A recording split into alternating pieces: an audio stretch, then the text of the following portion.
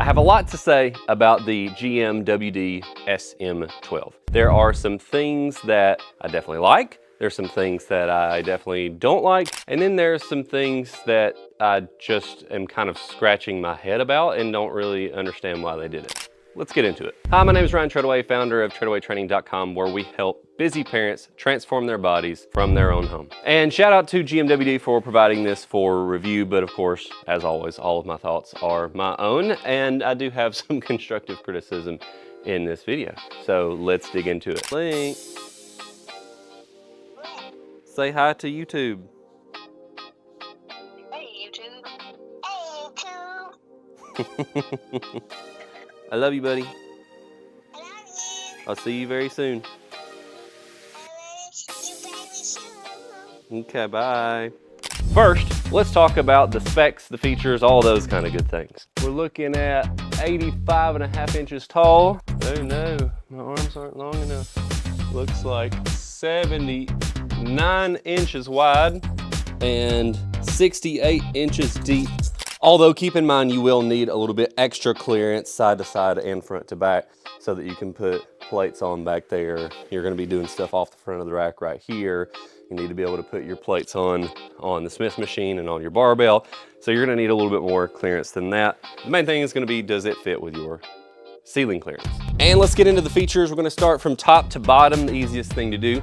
First thing, a very positive thing, it has a knurled pull-up bar, which is a nifty feature on a more budget end piece of equipment. It's a very passive knurling, but it is knurled, which is an improvement over something like, I don't know if you can see it in the frame, but the RIT Fit competitor to this rack is just a powder coated pull-up bar, and it's a very slick powder coat as well. And so this is definitely an upgrade. It's aggressive enough that you're not gonna fall off of it. You're not gonna, lose your grip in the middle of a pull-up rep. Also at the top, we have little hooks here that you can hang your attachments on. So that's a nifty little feature that sometimes you don't see in the budget end. So that's pretty nice. Coming on down, we have the Smith machine. I have some pros and some cons with this Smith machine. First of all, kind of a neutral note, it has the sawtooth design. It does have laser cut upright numbers, so you can see what notches that you are putting it on, and it has every other adjustment numbered. There's some good and bad here. Let's start with kind of a neutral note. It's a bit of a narrower machine. There's approximately just over 41 inches in between the hooks. So it's not super duper wide. I mean, I'm a slightly above average sized individual, not massive, 6 foot, 200 pounds. And with me, I slide my hands all the way out to the sides. If I'm squatting, it's actually slightly narrower than that. My squat grip naturally is kind of about right here. There are no knurl markings for you to find where you want your hands to be. There's no rings. So I'll kind of just default to going all the way wide. It's wide enough for most people, but if you're a significantly above average sized individual, might possibly be a little bit narrow. Other negative thing, you'll see it without me saying it. Well, let me flip it off. You see that? This side hums up before this side, and it's very, very noticeable. It's not the first time I've seen this. And in fact, when it comes to the budget end of the Smith machines, I've seen it on more machines than not. I believe I've tested 3 Smith machines, and I think it has been a problem on all 3 of them. I know it has been a problem on this one, obviously, the RIT Fit rack that's sitting right off camera there, and then the Smith machine like drop-in attachment that goes inside of their power racks.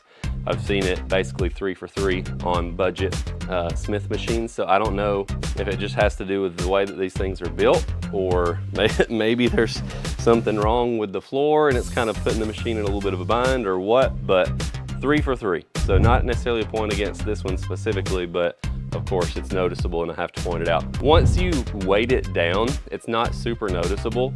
It's mainly when you have very lightweight or no weight you can see how easy it comes up on that one side. Also, there's a little bit of shifting side to side. You can see the bar slides a little bit inside of the mount right here, so that's noticeable. But I will say, on a positive note, out of the 3 Smith machines that I have tested so far on the budget end, actually in use, this is the smoothest of the 3. So that's a positive. And then after all, I'll guess that's gonna be the most important point, is how smooth is it when you're actually using it? And again, this is the smoothest of the 3. So kind of pros and cons there. And then you have your safeties, which just raise up, hook onto the sawtooths. And then we have the cables.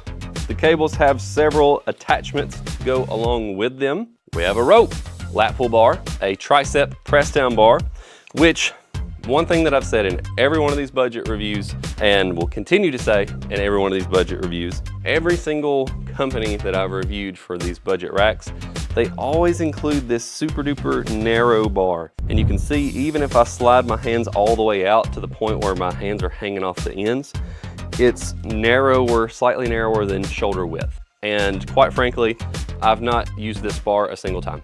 Even in testing, I didn't even test it because I knew I wasn't gonna like it, and no point in using it. So for all of you companies making budget equipment, not just GMWD, make a wider tricep push down bar. It's gonna cost a few pennies to make this thing a few inches wider, and then it will actually be usable. You have a T-bar row handle, and full disclosure, I screwed up.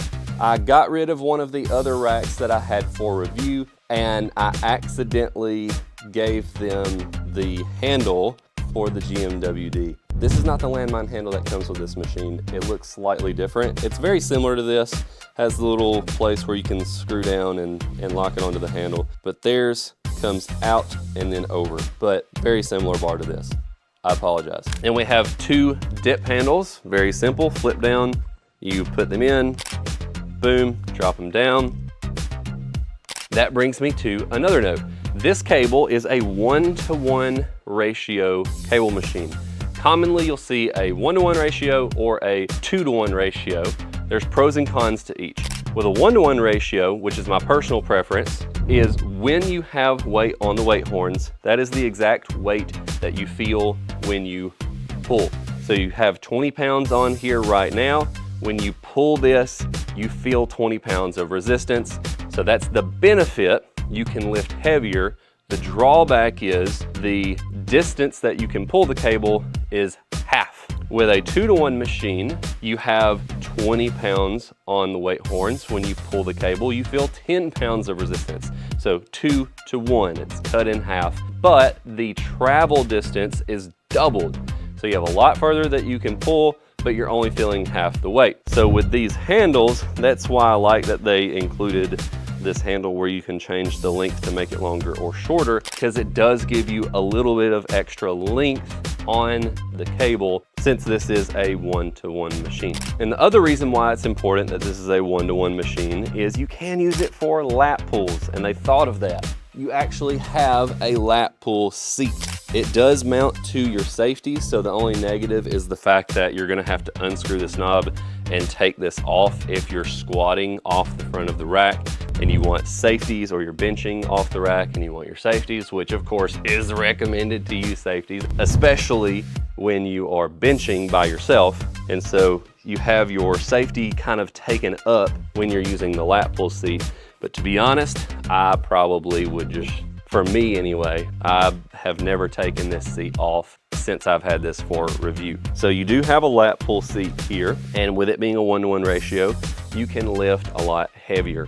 When I have reviewed other machines in the past that were a 2-to-1 ratio, I've completely maxed out the weight horns and I'm just repping it out, and there's no room to progress. Whereas with a 1-to-1 ratio, you can of course go a lot heavier and actually challenge yourself on those harder exercises, like with the seated row, where you have your seated row footplate right there, and the lat pull. That leads me to the question mark that I mentioned at the beginning of the video, that it just kind of leaves me scratching my head. With the plates that hold the uprights to the base, you can see that there's these little nubs that kind of stick out. I'm not a structural engineer. Back in my engineering days, I was an electrical engineer. So maybe I don't know what I'm talking about, but in my mind, I don't see why there's any benefit to having these little nubs come out like this. I don't think that it offers any extra structural integrity or anything like that. So I don't think there's a benefit, but there is a definite drawback because you cannot use the lowest setting for the safeties and therefore cannot use the lowest setting for the lat pull seat. If you try to use the lowest setting, the little nub gets in the way and it won't flip all the way down. In full disclosure, I'm going to take a saw and I'm going to cut this nub off so that this can be used on the lowest setting. Because with me, again, I'm a slightly above average guy, 6 foot. My wingspan is a little gangly. I've got 6 foot, nearly 6'4" monkey arms. So maybe I'm a bit above average in terms of the space required to be able to do a lat pull down. But even so, I feel like there are plenty of people that are my size or larger, and then if I have to go up a notch, there's just not enough clearance for me to be able to do a lat pull down and it feel good. So you'll see right here, I mean, I technically can get a mostly full range of motion. You know, if I get a little bit of that lean, I like pack my shoulders down. I'm mostly at a full range of motion here, but if I want to get a nice good stretch at the top of the rep, it's not happening because like right here, if I lean forward at all, you can see my arms aren't even fully extended anymore and there's just not enough room for this. Whereas if I were able to drop it down to the lowest setting, it would work for me. So again, slightly above average height, probably a decent amount above average on the wingspan. So if you were able to use the lowest setting, it would work for me. And by definition, since I'm slightly above average height and wingspan, would work for most everyone else. So that's just a puzzling little feature that makes no sense to me. So GMWD, I know you're watching this video, fix that. And to be honest, it's gonna save you a little bit of money because it's extra material that doesn't seem like it needs to be there. And so you're gonna save a few ounces of steel with every single rack that you put out from now on if you make that change. And then you can use the money that you save and you can make this bar slightly wider, and I'm gonna be very happy and a lot of people are gonna be very happy. And then I will sing your praises because you'll be the only company in the budget market that has a tricep pushdown bar that is wide enough. Almost forgot, one con that isn't necessarily a con for this specific machine, but most machines in this type of setup, there's not anything to hold you down. So if you are going very heavy with your lat pull downs, it's going to want to pull you up out of the seat. The fix to this, and the thing that I did myself for years in my home gym before I bought a dedicated lat pull down machine, is to get a towing strap and literally strap myself down to the chair. And I did that with my DIY lat pull down machine for probably 3 years before I finally had the dedicated lat pull down machine. Going down the uprights here, some more cool features that a lot of companies don't include in the budget market. More are doing it nowadays, to be fair, but it's still not the standard. You'll see that there are laser cut hole numbers for every single upright spot. So I do like that. I do like to see that. And it's easy to immediately identify, oh, I'm gonna lower it down to this setting. This is where I always do my tricep pushdowns at. This is where I always do my bicep curls at, so on and so forth. You can just drop it down. Oh, I'm gonna put it on 10, boom, boom. You don't have to count holes or anything like that. So I like that. Now, 2 more things to say on the cable. The cable is good, but not amazing. It is using a square tube design for the cable trolley, and that is not going to ever be as smooth as a dual guide rod setup. It is fairly smooth. I'm not gonna dog it. It's fairly smooth, but it's not perfectly smooth. I don't really notice it a whole lot, and also keep in mind that I'm reviewing the equipment, so I'm paying a lot more attention to subtle details than the average person is probably going to pay attention to. And I noticed that when I'm doing any sort of movement, tricep pushdown for example, it feels really smooth during the movement itself. The only exception being when I get to the bottom of the movement and I get right here, I feel that there's just a little bit of friction, just a teeny tiny bit. And I notice it more on this upright than this upright. This upright, I think the tolerance honestly was slightly off because I had a hard time getting that trolley on that square tube, and then this one went on easy. And then this cable is slightly smoother than this cable. And so if I'm doing one arm stuff or one side, one cable stuff, I want to use this one, not this one. And again, it's subtle, but when I get to the bottom of that movement and I feel that little bit of friction, when I go to lower for the eccentric phase of the movement, I feel right there as I'm letting it go, there's just that tiny, like fraction of a second to where I'm not feeling the full weight because of that friction. And then once it starts moving, of course, you know, I feel the resistance of the weight perfectly fine. And it's not as noticeable when using heavier weight. But if I'm using a lighter exercise especially, you feel that friction a little bit more before it starts to allow itself to go back down. And one final drawback with the design of this machine, and it's not a knock on GMWD or this specific machine, but a lot of brands and a lot of machines that are of this same style where you have the cable sharing the upright. When you have the cable trolley in a low position, it's gonna be in the way of being able to use a barbell off the front of the machine. And it's not gonna be a big deal because quite simply, all you have to do is make sure you have your cable trolley in the most upright position, and then you have all of these spots available to you for your J-cups.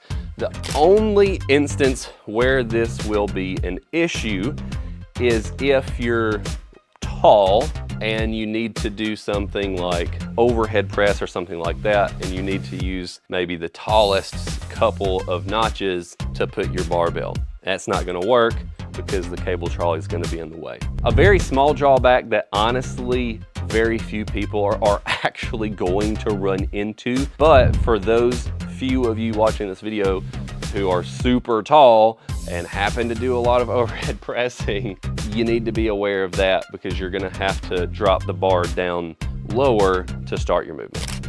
And then as I mentioned, you have your foot plate for low rows. It's a flip up foot plate. I love when machines include this because you can just flip it down out of the way, flip it up when you're using it. You can walk across it, step on it when you're not using it. And then if you want to have this bar out of the way that holds the plate up, you can simply slide this out and put it out of the way. But frankly, I just always leave it there so that I can quickly flip up the foot plate when I need it for low rows. And then also on the front here, we have a landmine attachment. And I'm not a huge fan of the landmine attachment. GMWD has made the same mistake here that I've seen almost all budget rack companies make, which is to put the hole for the landmine peg on the base, which I understand why people do it that way, because the base is already there, so just punch a hole through it and then you can attach your landmine. You don't have to add anything extra to the machine, and you save money and then you provide the landmine attachment. The problem is, I don't know if people actually test this before they put it up for sale. There needs to be an extra little piece welded on top here to space this away from the floor and then put the hole there. Because with it being on the base, it's the same thing that I said in my previous Rip Fit rack review where they ran into the same problem. It's gonna gouge your floor. You can see that the landmine is hitting the floor just when it's sitting here. And so when you go to use the machine, you can see it's just rubbing all over the floor. So it's not gonna be pleasant to use, and more importantly, it's gonna mess up your floors. Now, it's not the end of the world, because quite frankly, you just don't use this hole. You take it out, and then you just put it in the lowest hole on the upright. And then you just use your landmine right here. So again, not a huge deal at all. Just put it in a different spot. And if you're looking at this machine and you actually want to use the landmine functionality, you're gonna be perfectly happy using the landmine in this spot. Just keep in mind, when you buy this machine, do not put the landmine in the bottom hole. I'm trying to save you from ruining your floors. And if we move on to the back, a feature that I like somewhat is they have plate storage right here on the back, and you have these little removable hooks or dividers, whatever you want to call them, so you can kind of space it out for whatever size plates that you have in here. I like this, but I don't love it. I love that there's plate storage included. I think that's very important in an all-in-one machine like this, because you don't have to go buy an extra thing. You don't have to go buy weight storage. But I'm not a huge fan of the implementation here. If you're using bumper plates specifically, then yeah, this might be the best way to do the storage. But if you're using steel plates, and really honestly, even if you're using bumper plates, what I would rather see is something like in the Makolo review that I did in the past, where they had the back base and they had an upright coming out of it that attached up to the top of the rack, and then they just had the weight storage coming out of the middle there. I think that's a little bit better of a design, and actually would make the machine slightly more compact, because you wouldn't need as much room coming off the back of the machine. Again, it's, you know, personal preference. Some people might like this better. I personally don't like this better. But to be fair, I don't think this is necessarily a good versus bad or right versus wrong. I think this kind of boils down to maybe personal preference. Maybe they've gotten some feedback that they wanted weight storage like that.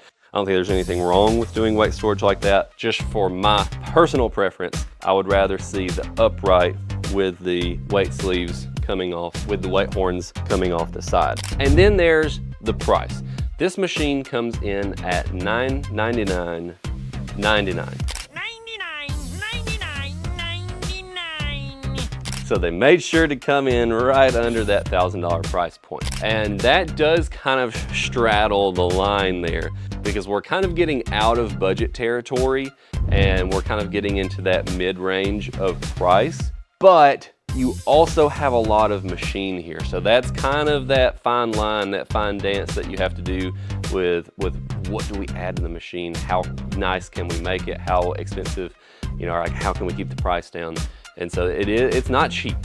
You know, $1,000 is not chump change. Keep in mind, GMWD was kind enough to provide a discount code for you guys.